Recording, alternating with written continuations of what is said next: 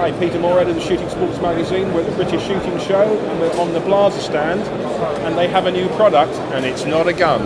Robert Sadgett, CEO of Blaser Sporting Limited. Tell us about the Blaser Binoculars, please. The Blaser, we call them the primers because it's our first step into the optics world. They're designed for us, made by a company called GSO, a company that the group owns. And this is, as I said, our first step into the world of optics. And we started with a series of binoculars specifically made for hunters in mind. So this is exclusive, a product exclusive design no for birding stuff then.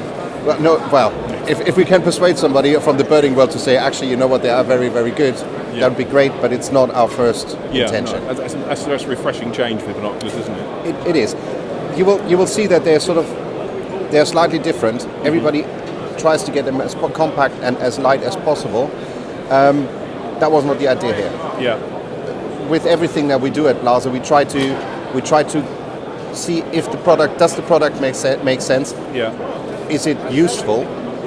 And that's that's the bedrock basically of what we then try to build the product on. Yeah, same. And that's the same thing with the binoculars.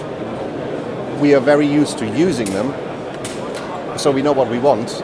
And so we went to the company GSO, German Sport Optics, with a spec sheet of this is what we want. Yeah. And this is what they came back with. I see. So the spec it's an 8x30, yeah? 8x30. The compact one is an 8x30. We're going 842, 1042, and then the night side specialist, which is the 856. And you can see, I mean, the 856, it's quite a large unit, but the light transmission is absolutely spectacular. And then we're going to the mid-range and then the compact one. My personal favorite is the 830. It is very compact, but I think what most people are going to be going for, especially in the UK, because we don't do high seating at night that much, I think the 1042 and the 842 is going to be the mainstay. So I had a play with these yesterday, and I've got to say the optics, very impressive. I was upstairs looking across the hall, and you're always getting a 3D type look.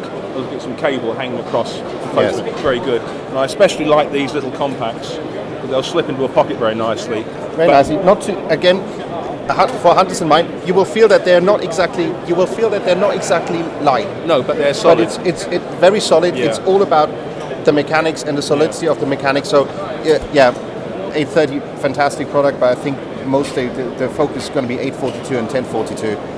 856, again, great light transmission. Yeah, they're But I awesome. think for the UK stalker, it's quite a big unit. But it is a fantastic scope. Yeah, I would. If I had those, they wouldn't even hang around my neck stalking. They'd be for spotting at night, foxing. Yes. Right. More the sort of high seat. As I said, binocular. Quality is very good. Feel good, rubber armoured. That lovely Blaser brown, which is always quite nice, makes them distinctive. What's the rough price points? We're starting with 1,600 and roughly 1,680 pounds. We haven't quite nailed it down to the last pound. We're starting at sort of 1630 mark and going up to 2010 for the 856. So pretty much, probably a little bit below the big boys, or potentially slightly below the big boys. However, I think in terms of quality, we're definitely up there. Yeah, I mean, I own Leica and I own Swarovski binoculars, and just looking through these, because I've got an 8x56 set of Leicas, and they seemed as good. And Leica is a solid brand as a Swarovski, so that's itself is impressive. Yes.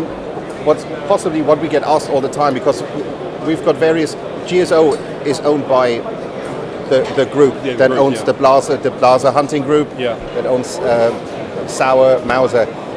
So we always get asked about the cross reference to Minox. Are these made by Minox? Who are they made by? It's actually a product. It's a standalone product that's not made by Minox. Minox have got their own line, but they're drawing on the same expertise that we were able to attract for German Sport Optics. We've got some long-standing, very knowledgeable people there who've been in the optics business for a very long time, who we were able to attract into setting up that business. And these are the guys who are designing and building these for us. So I think in terms of know-how, we are off to a very good start. We're going to get asked about the price point for an entry level. Are you really up to it? I think I try to pick holes into it. I'm trying to be overly critical to be ready for sort of any sort of question that might arise. I think they're definitely up there. you pay for what you get, don't you? At the end of the day. Absolutely. In terms of handling, I mean, I can't emphasize this enough. These are made for a purpose. Yeah. So they might not be the lightest on the market, but they're definitely the most balanced. And these two happily stalk with these. Well, no question. Definitely. I mean, a few grams here or there is not.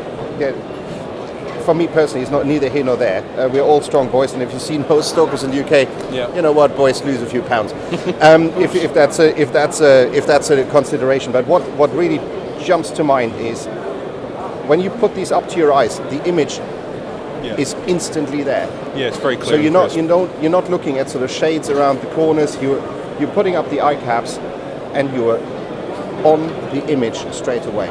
And this is what grabs me about them. I think on the whole, try to be as critical as I can about them, but I can't find any holes to pick. Very good. When can we expect these on the shelves in the UK? Well, the provisional delivery date is as of April. Oh, that's good. Yeah, good. So we can expect some press samples soon after that for testing? Yes. Excellent. Well, Robert, thanks very much, mate. Appreciate that. Thank you. And say keep an eye out for these. They do look rather impressive. Pete Moore signing off.